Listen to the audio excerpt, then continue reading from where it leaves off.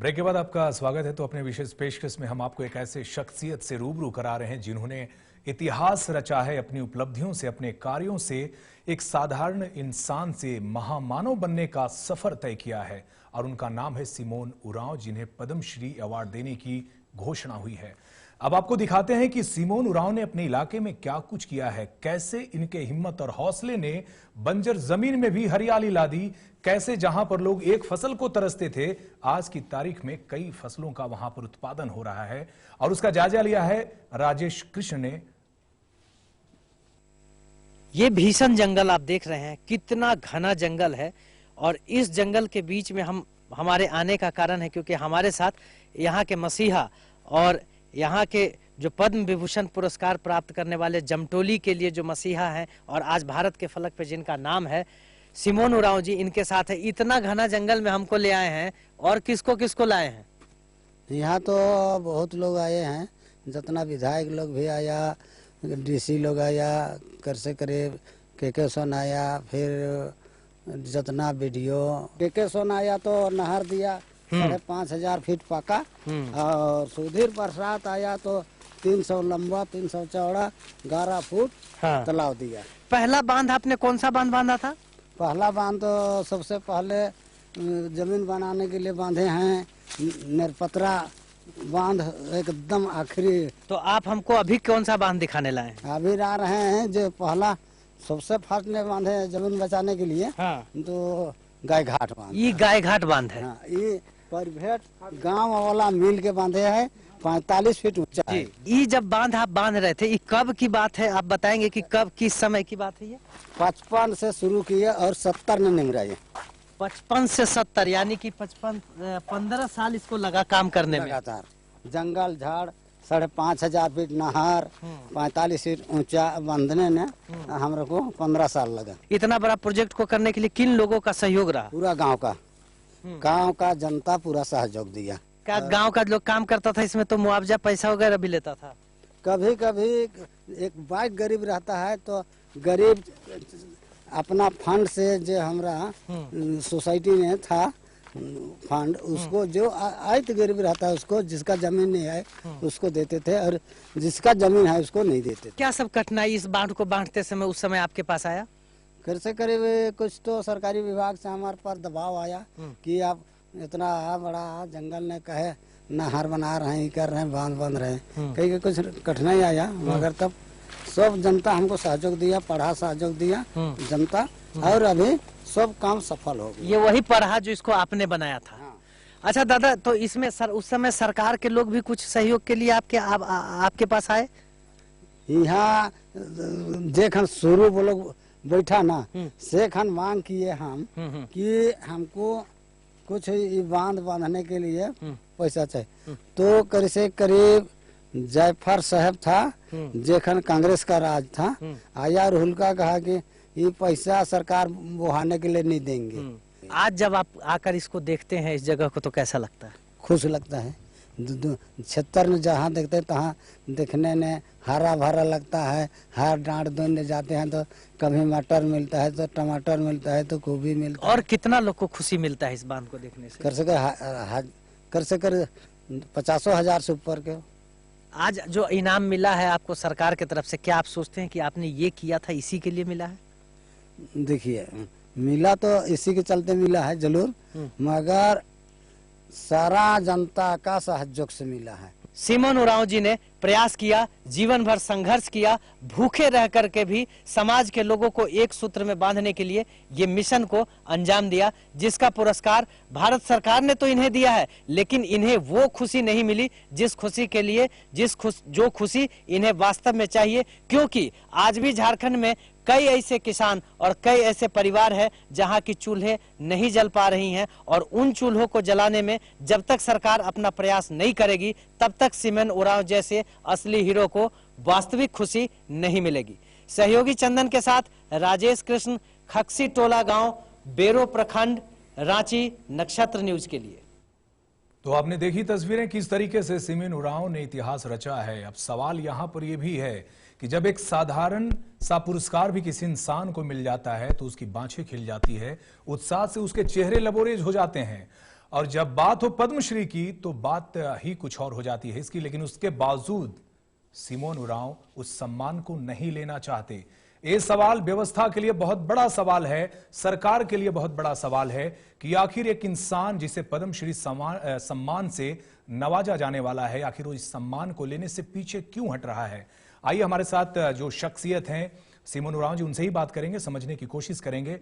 और गिरधारी राम गंझू जी भी लगातार बने हुए हैं और मुकुंद नायक जी भी हमारे साथ हैं। सिमोन दा, बहुत बड़ा सवाल आपने खड़ा किया है ये कि सम्मान हम जब तक नहीं लेंगे जब तक इलाके के किसानों का दुर्दशा सरकार दूर नहीं करती है। आपने जब इस अभियान को शुरू किया था सिमोन दा, तो किस तरह का परेशानी का सामना करना पड़ा? सुने कि आप जेल भी गए थे, लाठी डंडा भी खाया।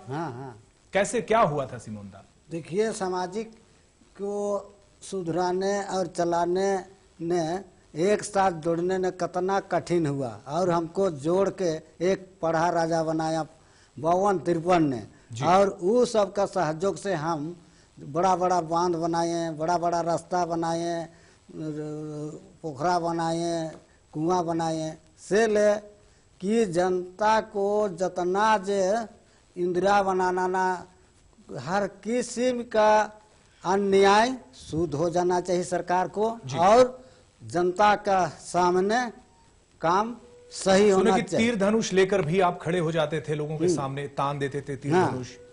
से ले हम तो चाहेंगे कि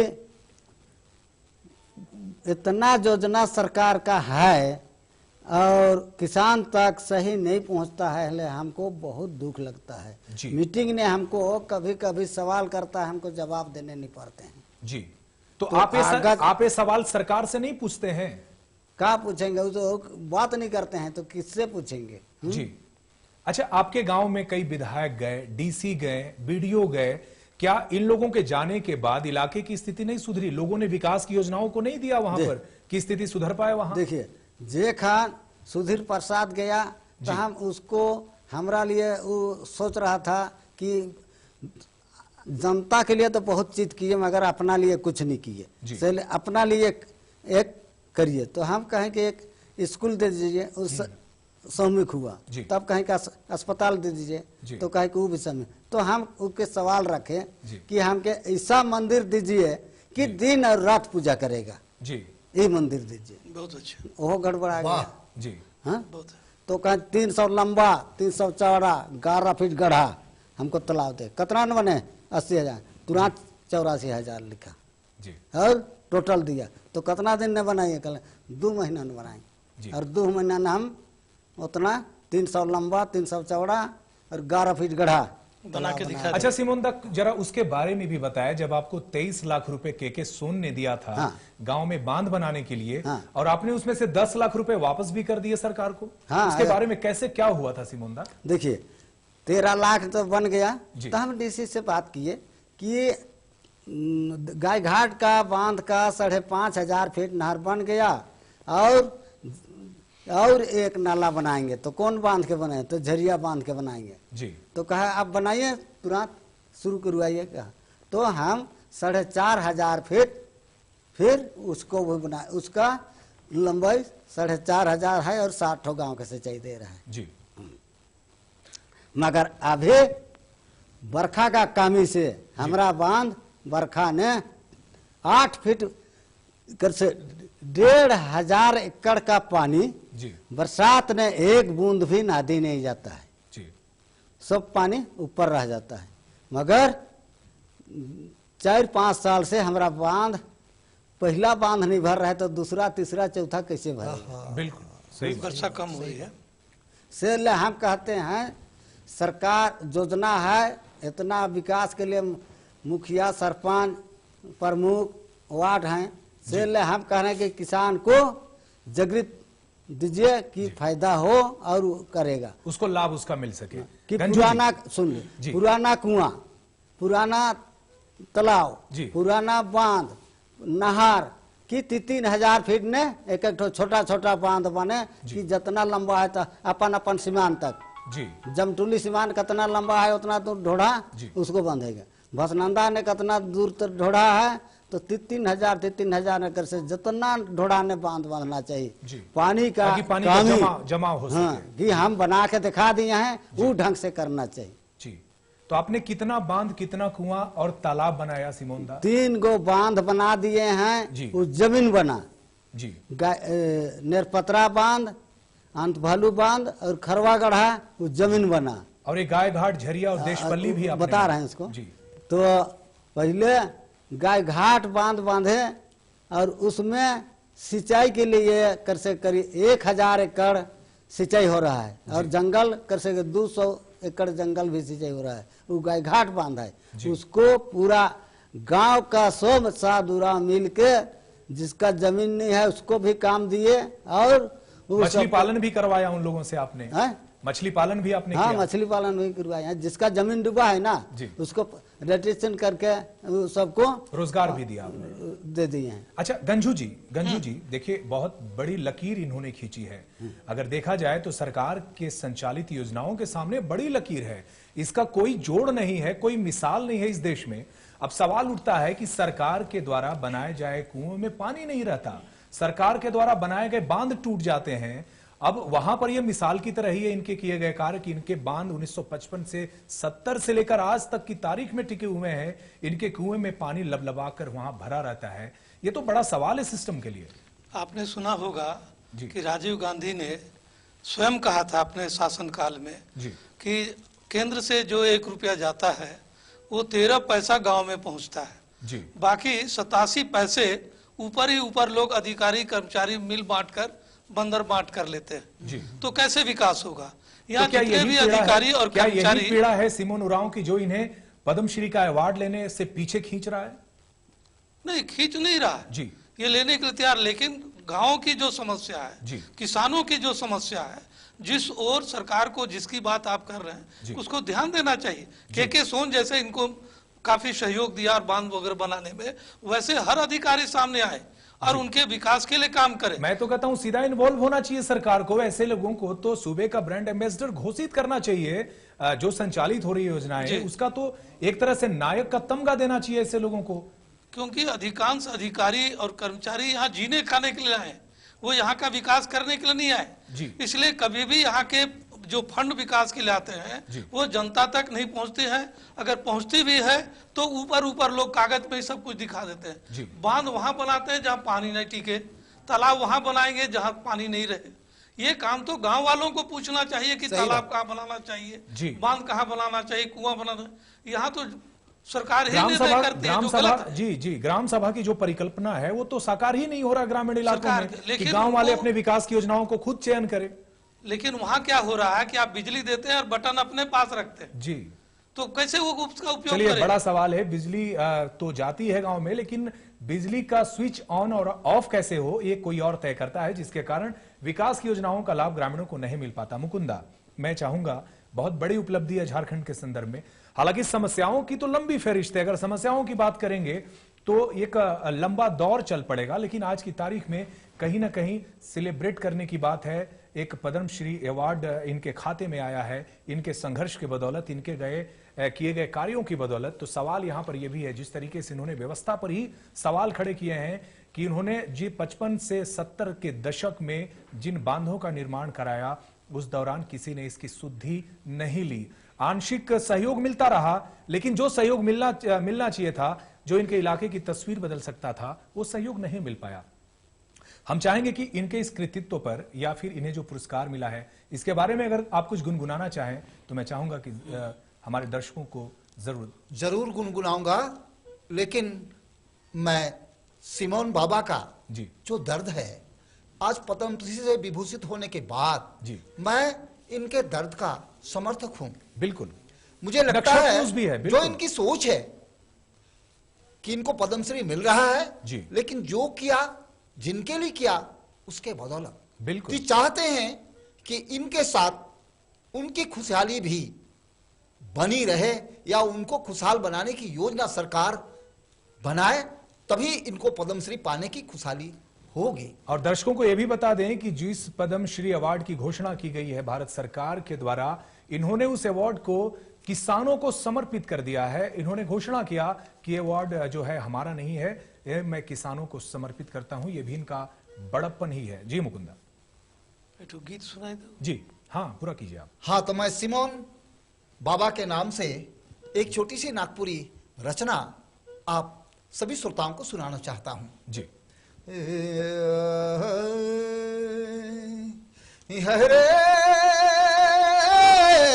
हाय रे धानी सुमोन बाबा, धानी सिमोन बाबा, गाँव घरक मेटा देली बाधा, गाँव घरक मेटा देली बाधा, धानी सिमोन बाबा, धानी सिमोन बाबा। जल जंगल संगे, जल जंगल संगे जमीन बचाए देली, धानी सिमोन बाबा, गाँव घरक मेटा देली दासा, ओह गाँव घरक मेटा देली दुर्दशा, हाय रे सिमोन बाबा, हाय रे सिमोन बाबा। जहां तो टूटा रहे, जहां तो टूटा रहे, कोरी देली झूठा, धानी सिमोन बाबा, धानी सिमोन बाबा। क्या बात है मुकुंदा। गाँव घर का सुधुराली दासा, ओह सुधुराली दासा, धानी सिमोन बाबा, धानी सिमोन बाबा।